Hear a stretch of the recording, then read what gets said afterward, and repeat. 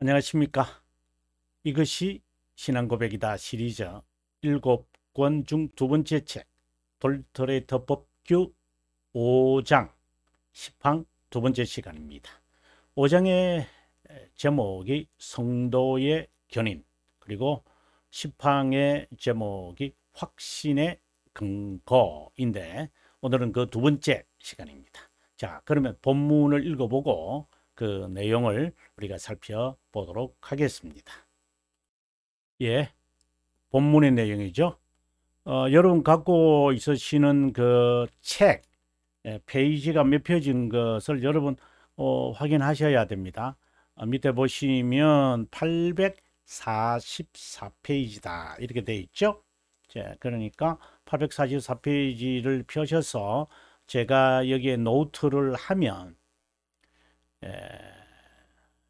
여러분 따라 하시면 따라 예, 아무튼 저의 노트 하는 것에서 여러분들이 계속해서 이렇게 하시면 많이 도움이 되실 거예요. 이런 확신은 하나님의 말씀에 모순되거나, 이런 확신이라는 것은 이제 제가 확신에 대해서 제가 여러 가지로 지난 시간에 말씀드리지 않았습니까? certainty, 그죠? 그 다음에 confidence, 그 다음에 우리가 지금 여기서 보는 assurance. 이 부분에 관해서는 제가 지난 강의 첫 번째 강의에서 좀 자세하게 했으니까 여러분 참고해 주시고요.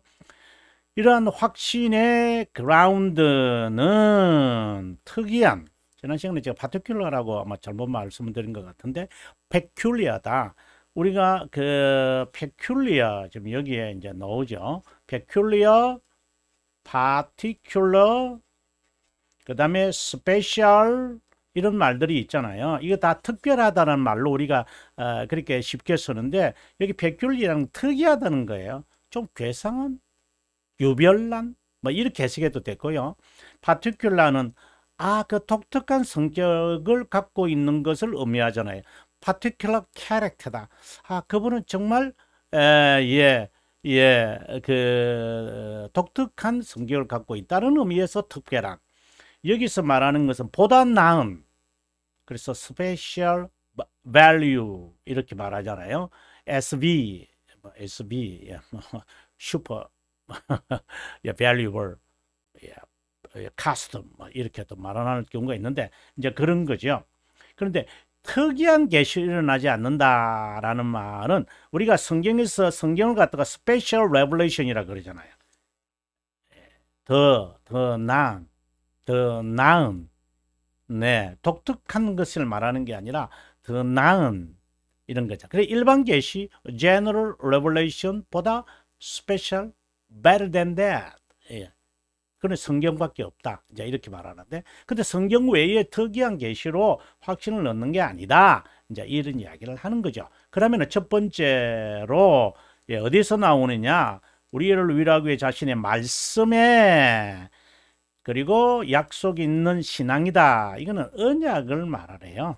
좀 있으면 제가 언약 신앙을 이야기하겠습니다만은, 약속을 믿는 신앙, 언약 신앙이라는 것에 대해서 나중에 제가 설명할 것이기 때문에 뭐 여기서 제가 좀 생략하겠습니다. 이런 중요한 개념이거든요. 언약 신앙이다. 말씀에 가장 풍성하게 나타난 언약 신앙이다. 두 번째 뭐다? 성령이다. 우리가 하나님의 자녀와 후사라는 것을 우리 영에 증언하는 성령, 하나님의 증거에서 나타난 테스티모니가 있다. 성경이 이걸 증명하는 겁니다. 그 다음에 네 번째, 끝으로 선한 양심을 보존하려는, 또 선행을 실행하려는 진지하고 거룩한 열망이다. Serious and holy desire. 진지해, seriously 해야 됩니다.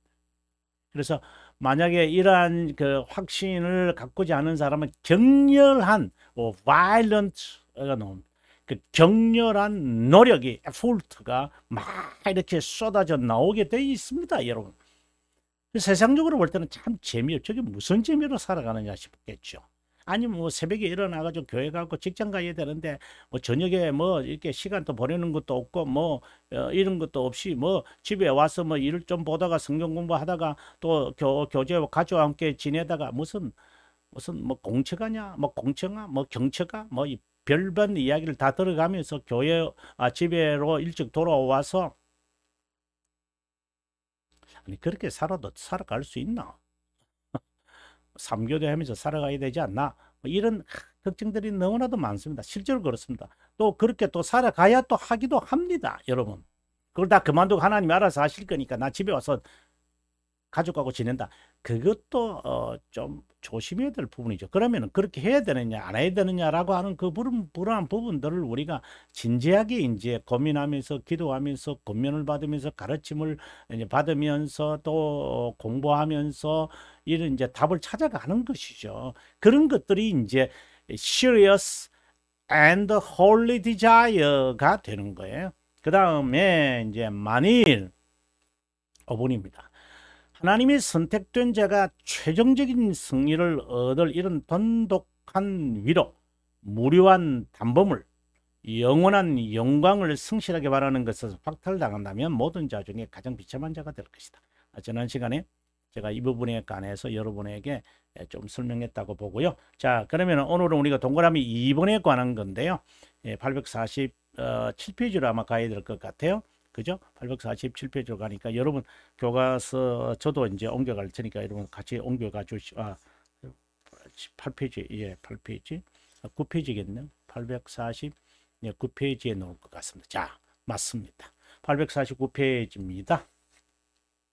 자, 한번 읽어보겠습니다. 정말 이번이 제가 중요하다고 제가 여러분에게 말씀드리고 싶습니다. 언약, 신앙에 대해서 이야기하기 때문입니다. 개혁 신앙은 언약 신앙이다. 네, 틀림없는 말입니다. 이렇게 이퀄을 해도 됩니다. 자, 이렇게 했을 때 그 다음에요. 이제 이런 뜻이 이제 들어가 있겠죠. 우리가 여기서 이제 조심해야 됩니다. 아주 조심해야 될 거. 제가 여러분에게 먼저 말씀을 드리겠습니다. 타락 후 하나님이 언약을 맺었다. 보통 이것을 은혜 언약이다. 보통 이렇게 말을 해요. 맞죠? 맞습니다. 그럼 타락 전에는 언약인데 무슨 언약요? 행위 언약이다. 이거 맞습니다. 이거 틀리지 않습니다. 타락 전에 하나님의 언약을 맺었는데 아담이 불순종, 불신앙에 빠져서 타락하여 부패되어 버리겠다. 영의 기능이 부패됐다. 그래서 하나님께서 은혜 언약을 마련하신 것이다. 만약에 이렇게 이야기했다면 아르미니우스 파견해라고 저는 봅니다. 만약에 언약이라는 이 신앙을 영원이라는 관점에서 보지 않는다면 매우 위험한, 그러니까 매우 위험하다. 다른 말로 말하면 개혁 신앙인이면서 로마 카톨릭 주의자입니다. 제가 늘 강조하고 있는 거잖아요. 이제 하나하나 제가 풀어 가겠습니다. 방금 했던 말 여러분 기억하셔야 됩니다. 두 번째 근거는 자비함에 근거한 약속이다. 그래서 자비함의 언약이다. 이런 말을 좀 있으면 다음 페이지에 놓을 겁니다. 여러분 책 있으시죠? 하나님은 선택된 자, 견인하는 자를 위로하기 위해 가장 풍성하게 수 없는 약속을 말씀에 계시했다. 언약을 계시했다. 이렇게 해도 돼요. 이 약속은 그리스도 안. 자, 이제 서서히 놓기 시작. 이 약속은 이것이다.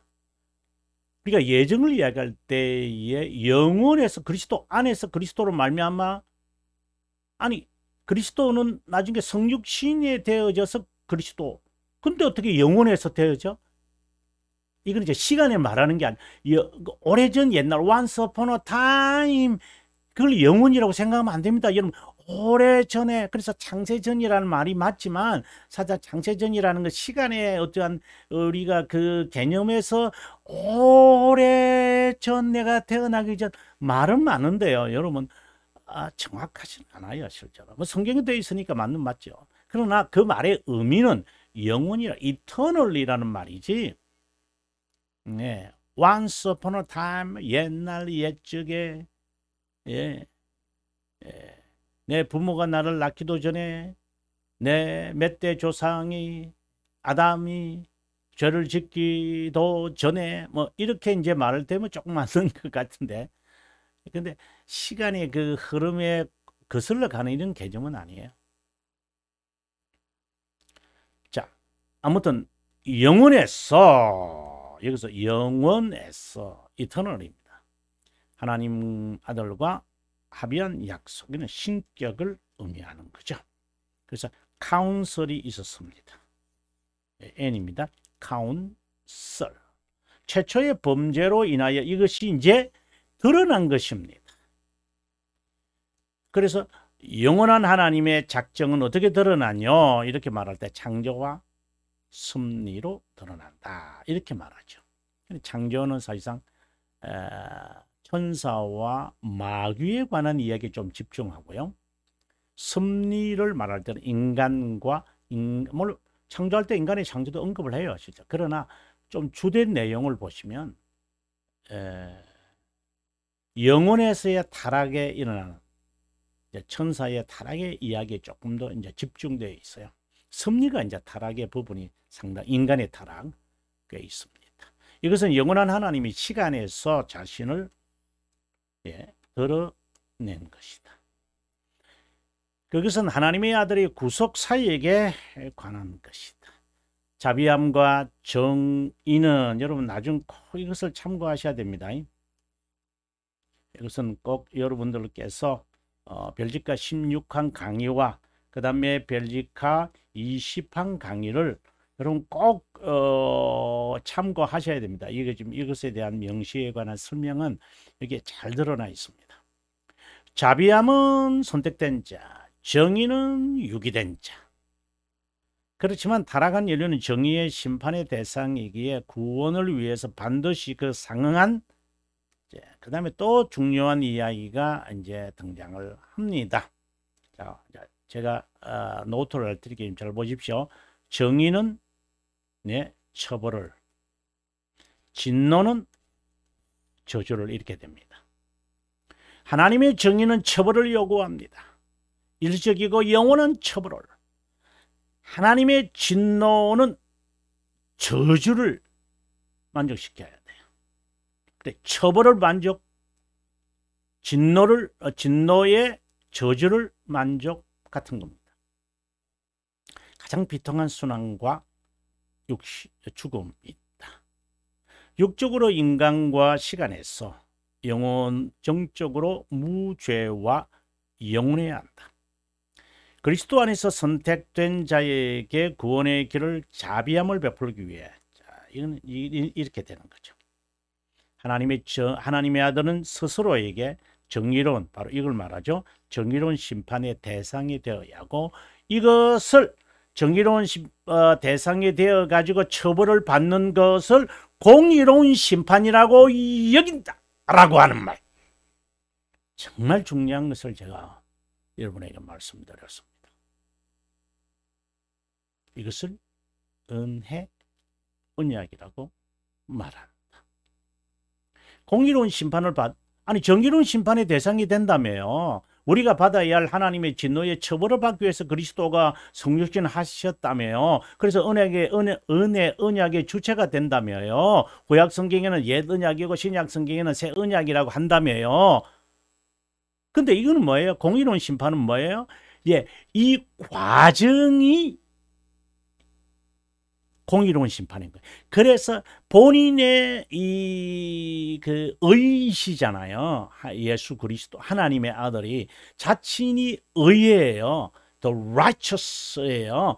그게 righteous는 공의잖아요. 정의는 justice거든요. 여러분 이 분명히 잘 파악을 하셔야 됩니다. 여러분 justice입니다. 그 다음에 righteous입니다. 네, 정의의 심판으로 인하여 받으셔서 처벌을 받으심으로 우리에게 자신의 의를 우리에게 주신 거잖아요. 없는 의를 주신 게 아니에요. 자신의 의를 우리에게 주기 위해서는 본인이 정의의 심판, 처벌을 받아야 돼요. 하나님의 진노의 저주의 대상이 돼야 돼요. 이것을 가리켜 공의로운 심판, 또 다른 말로 할까요? 구속사역이다. 이렇게 말하는 거예요. 그래서 제가 지난번에도 좀 자세하게 말씀을 드렸습니다만은, 네, 정리해 본다면 이렇죠. 하나님의 영원한 작정은, 아마 여러분 처음 듣는 분들이 좀 계셔서 이제 이런 식으로만 나올 것 같아요. 하나님의 작정이 이제 우리에게 창조와 그리고 섭리로 드러납니다. 창조의 이야기에서는 타락, 누구의 타락? 주로 천사의 타락입니다. 이 이야기가 주로 나옵니다. 어디에 그런 거 나옵니까? 별직가 12장을 여러분 참고하셔야 됩니다. 그 다음에 섭리에 관한 이야기는 어디에 나옵니까? 이건 인간의 타락을 주로 이야기합니다. 여기 인간이 창조는 여기서 말하죠. 그러면 이것은 벨지카 13장에서 나옵니다. 이게 순서는 딱 정해져 있어요, 여러분. 네. 자, 이제 영원한 작정 가운데 있는 것이 우리의 구원에 관한 진리예요. 구원에 관한 진리, 구원의 진리, 뭐 이렇게 말해도 돼요. 구원의 진리예요. 그리고 진리, 그리스도 안에서 선택하신 그 백성을 구원하는 거예요. 이제 이 이상은 사실상 이 인간의 논리를 설명하기는 상당히 어려워요, 실제로. 계속해서요. 이제 구원의 진리를 그리스도 안에서 이제 크리스톤에서 하기로 했어요. In Christ라고 이제 하셨어요. 자, 이것이 이제 드러나는 이제 상황들은 자비함과 정의로 드러나요.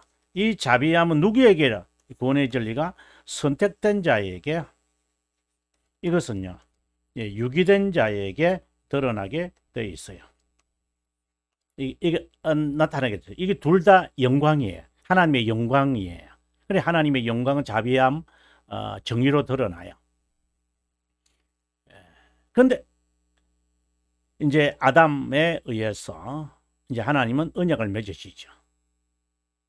여기서 이제 하나님의 그 자비함의 드러남의 이제 시작이에요, 실제로. 없는 것이 드러나는 게 아니라 영혼에서 하나님의 구원의 진리가 이제 언약의 형식으로, 그래, 자비함이죠. 자비함이 언약의 형식으로 드러나는 이제 순간이에요. 이걸 말하죠. 언약의 형식으로 드러납니다. 그래서 자비함의 언약이다라고 되어 있어요. 그런데 이 선택된 자가 유기된 자하고 별반 다를 바가 없어요. 우리도 마찬가지죠. 우리도라는 말도 상당히 어폐도 있긴 있습니다만 선택된 자의 삶이 하나님의 적이잖아요. 중생의 경험을 하기 전까지는. 그런데 타락에 대한 하나님의 진노의 저주가 있고 하나님의 정의에 대한 유기된 자에게 내려진 정의가 선택된 자도 유기된 자처럼 살아가니까 그 유기된 자가 받는 정의를 받아야 돼요. 그럼 이들을 구원하기 위해서 이제 주님께서 정의에 대한 처벌을 받으시는 거죠. 또 다른 말로는 진노에 대한 저주 대상이 되는 거예요. 자, 정의의 심판을 받아야 되는 선택자가 그리스도가 대신 정의의 심판을 받으셨다. 그리하여 자신의 의를 우리에게 전가시킬 수 있다. 이것을 공의로운 심판이라고 한다.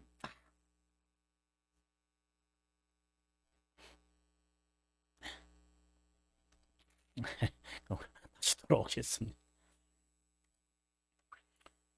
자, 언약은 타락으로 지적된 것이 아니라 언약 신학이라고 이야기할 때 이렇게 설명이 되어져야 돼요. 언약을 자비함의 언약이라고 부르는 이유는 영원한 자비함이 언약이라는 형식으로 드러났기 때문이다.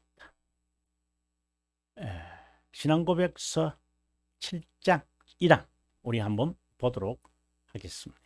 예, 이것은 제가 이제 2025년도에 이제 출간될 그 종합, 네, 기독교 이것이 개혁신앙이다의 6가지의 새로운 번역, 그리고 짧은 이제 주석이 들어있는 그 내용입니다. 이것을 제일 마지막에 제가 출고하려고 지금 가책자로 여러분에게 계속 소개합니다.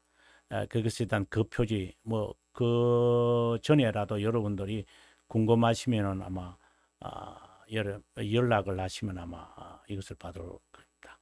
지금은 이것이 개혁신앙인의 고백이다라고 이제 번역으로 그때 시작할 때는 이렇게 시작을 했죠. 그러다 개혁신앙인회라는 말을 빼고 이제 개혁 그냥 신앙 고백이다 이렇게 말을 했습니다. 한영 대조입니다. 자, 아무튼 뭐 제가 선전하려는 것은 전혀 그런 뜻이 없습니다. 7장 1항입니다. 예, 웨스트민스터 confession. 예, 죄송합니다. 웨스트민스터 confession입니다. 7장입니다. 여러분 여기 나와 있죠. 1항 하나님과 인간 사이의 거리가 너무나 멀어 이성을 가진 피조물들이 창조자인 그분에게 순종해야 하지만 그들이 누릴 복과 보상으로서 그분이 미처 마련한 어떤 실현이라도 가질 수 없었고 하나님 편에서 어떤 자발적인 낮아지심으로 인해 가질 수 있었는데 그것은 그분이 언약이라는 방법으로 나타내기를 기뻐하신 것이다.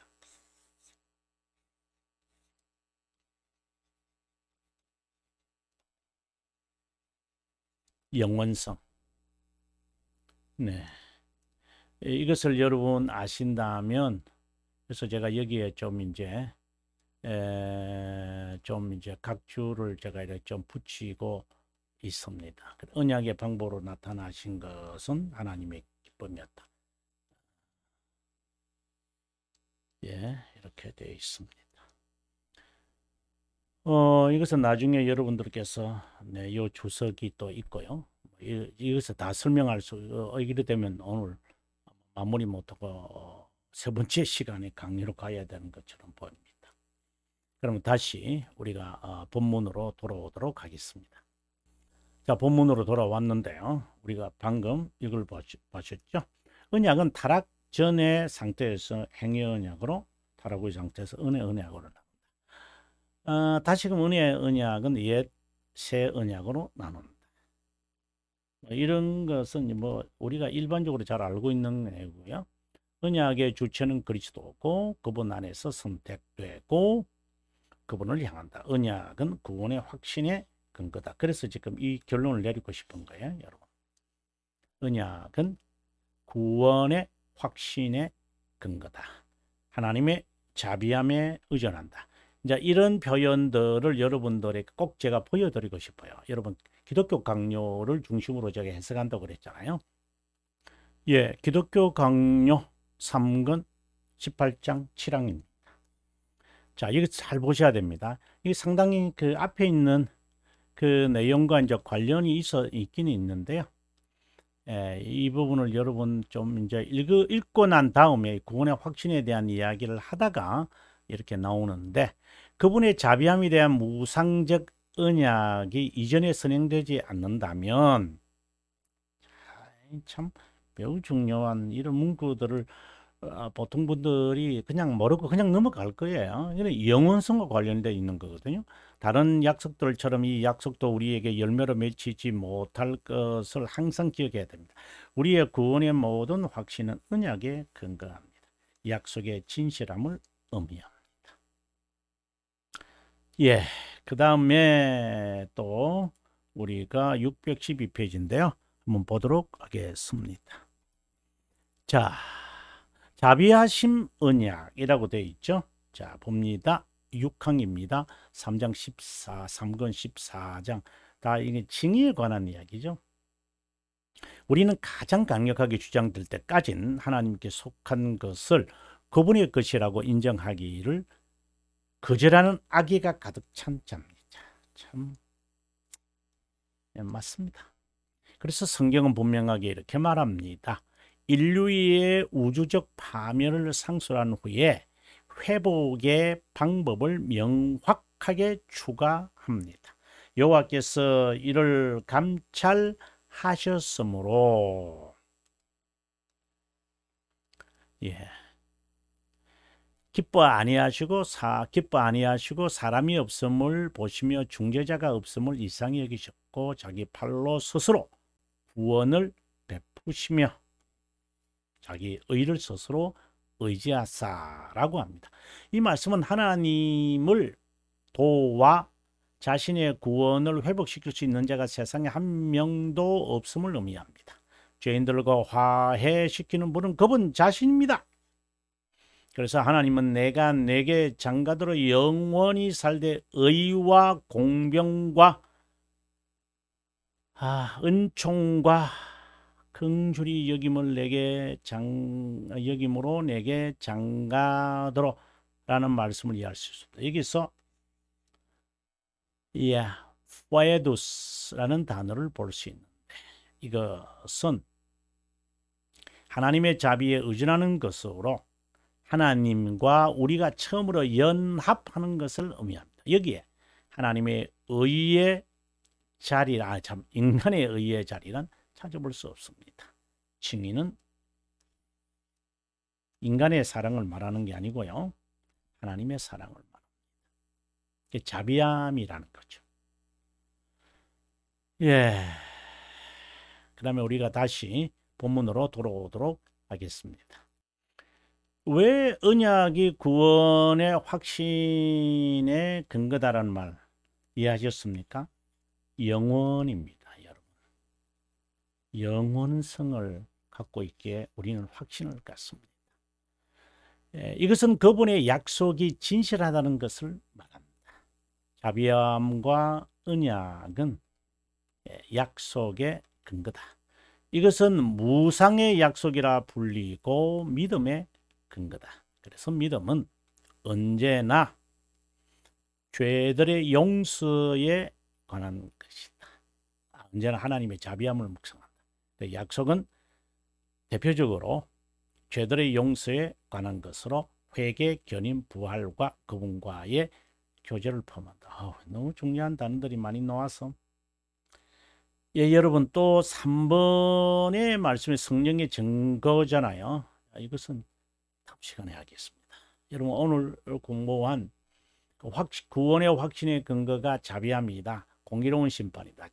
정의로운 심판이다. 이러한 표현들을 여러분 좀 복습을 하시면서 인식되었으면 신앙 교리를 해석하시고 적용하여 성경을 해석하는데 매우 큰 귀중한 지침을 아마 가질 것이라고 생각을 합니다. 저는 다음 시간에 10항의 세 번째 시간을 여러분하고 만나 뵙도록 하겠습니다. 시청해 주셔서 감사합니다. 저는 다음 시간에 뵐게요.